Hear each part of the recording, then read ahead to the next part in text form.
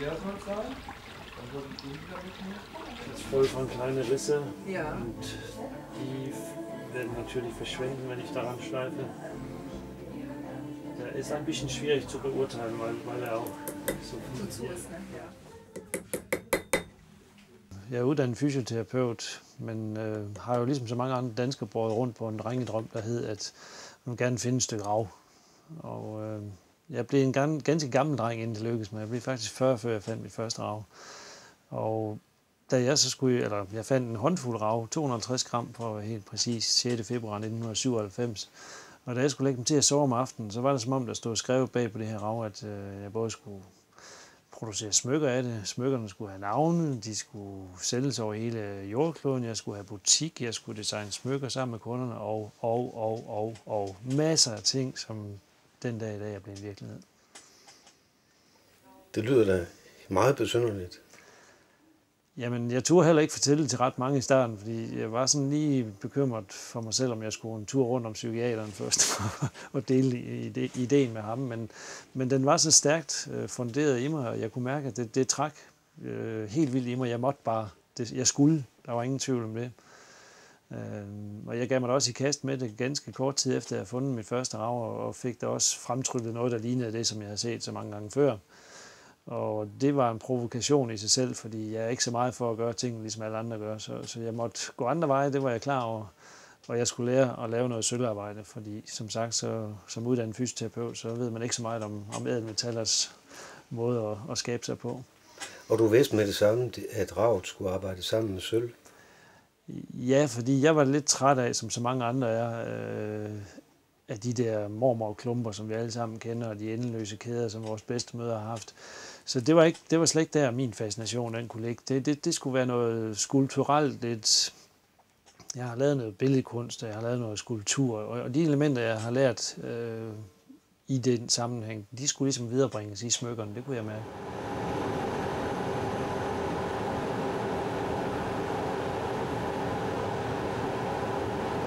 Jeg var på et 3-dages aftenskolekursus for at lære sølvarbejde. Og jeg kan huske på det tidspunkt, da jeg gik ned på kursus, der var jeg helt vildt optændt. Jeg sov ikke om natten. Jeg sov 2 timer på 3 nætter, fordi jeg sad nede i værkstedet hele natten, og var bare lige op og vende en halv time og så ned igen.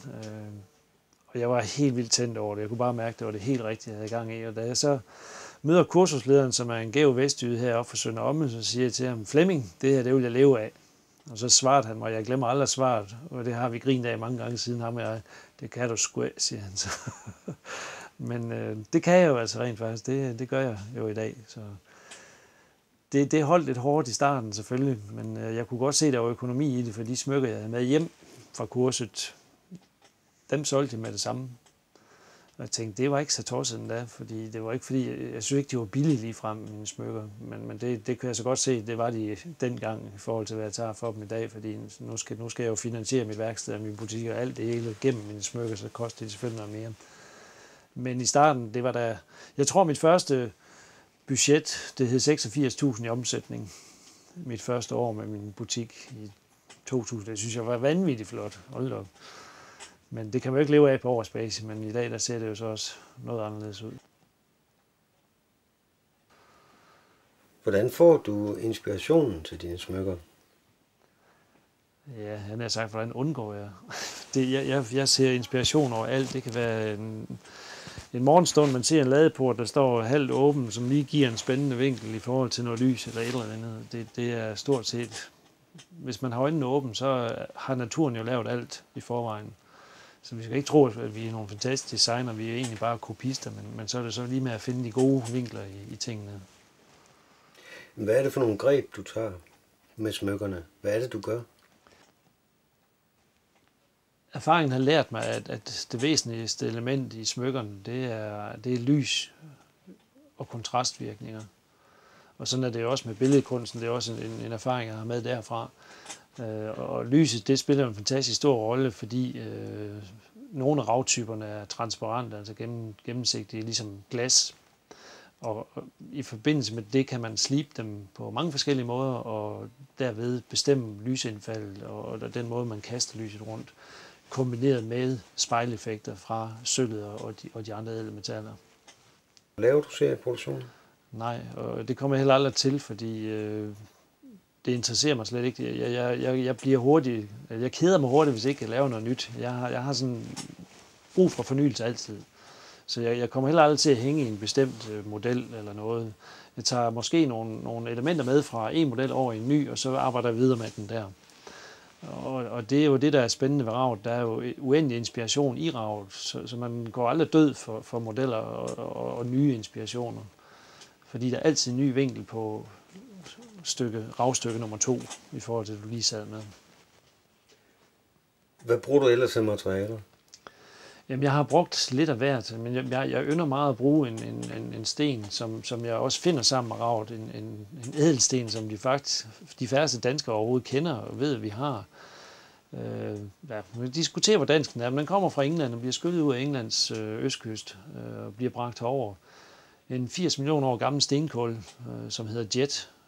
Jeg er faktisk meget tæt på at være millionær, vil jeg sige. Der mangler kun 2% kulstof i, at det var en diamant, men det må jeg så affinde mig med. Det er stadigvæk en ædelsten, den hedder jet, som sagt. Den er kulsort, smuk sammen med ravet, har måske selv produceret harpiks, og dermed også rav. Og det gør, at den er fascinerende også at bruge sammen med ravet, fordi den både giver en god kontrast, men også har en naturhistorisk sammenhæng med ravet. Jeg havde besøg af en italiensk familie her for et par måneder siden, og til min store forbavselse kendte manden øjeblikkeligt jetten, da jeg tog den ned af hylden, og så spurgte jeg selvfølgelig, hvor han kendte den fra. Og sagde han med hovedet på skrå, jeg er simpelthen bare professor i jet og rav ved Universitetet i Milano. så der fik jeg jo lige noget at vide om jet. Det var spændende. Han har fundet en helt ny fundsted i Cortina d'Ampezzo i Dolomitterne, hvor det så er 220 millioner år gammel i stedet for 80 som her. Der var så rav også. Det var det verdens ældst daterede indtil dato. Kan vi finde jet herude på Vestkysten? Ja, det kan du da. Hvis du er god nok og ved, hvad du leder efter, så kan du. Men de er sjældne. De er mere sjældne end ravet. Men der ligger nogen, der ligner meget. Men man skal have dem begge to. Antracitten, den ligner til en forveksling, og dem er der mange af, fordi tyskerne sænkede mange af de engelske kulskibe i krigen, og det er noget af det, der kommer meget ind af på stranden.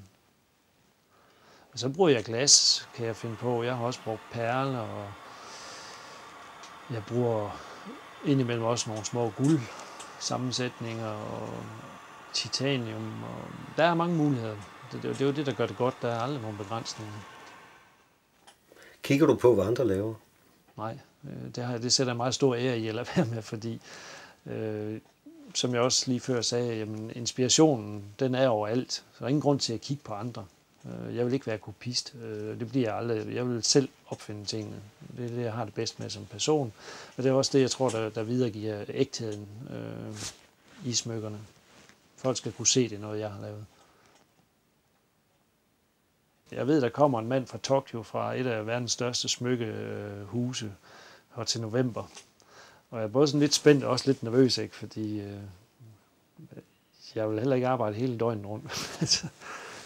Men jeg bestemmer selvfølgelig selv. Jeg sidder jo selv med bremsen under fødderne, så jeg kan jo bare sige nej. Men det er jo der, hvor den er svær nogle gange, fordi ambitioner har man jo også lidt af, eller har jeg lidt af. Ikke?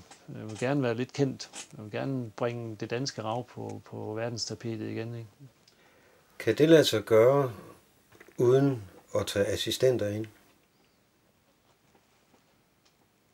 Hvis jeg nu siger ja, så kunne du dunke mig i hovedet om et halvt år og sige, hey, du sagde ja, men det var nej. Jeg ved det ikke.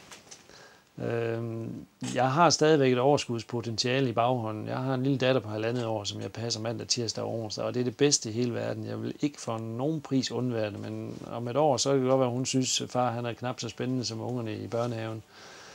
Og så har jeg også lige pludselig meget mere tid at gøre med. Nu har jeg begrænset tid. Jeg har torsdag, hvor mormor tager sig af hende, fredag, hvor mor er hjemme, fordi hun er på deltid, og så passer hun hende. Så jeg har torsdag, fredag, lørdag og søndag, hvor jeg kan producere i.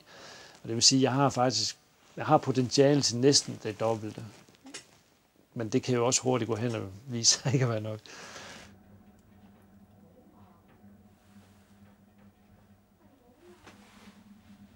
Jeg har lært mig at være ret effektiv, fordi jeg skal jo tænke ligesom en anden virksomhed, selvom det ser meget hyggeligt ud, og jeg er meget anderledes end mange andre virksomheder, så skal jeg jo også råbe fingrene, så jeg kan tjene det, jeg skal bruge til til det, der skal bruges til, ikke?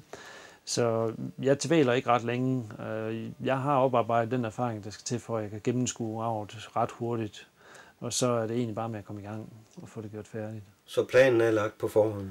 Ja, det er den i stor omfang. I starten der brugte jeg uanet mængder af tid på at sidde og gennemskue et stykke rav. Jeg kunne sidde og dreje det i timer, før jeg turde slibe på det, og så var det tit, jeg tog en forkert beslutning. Det sker jeg aldrig længere.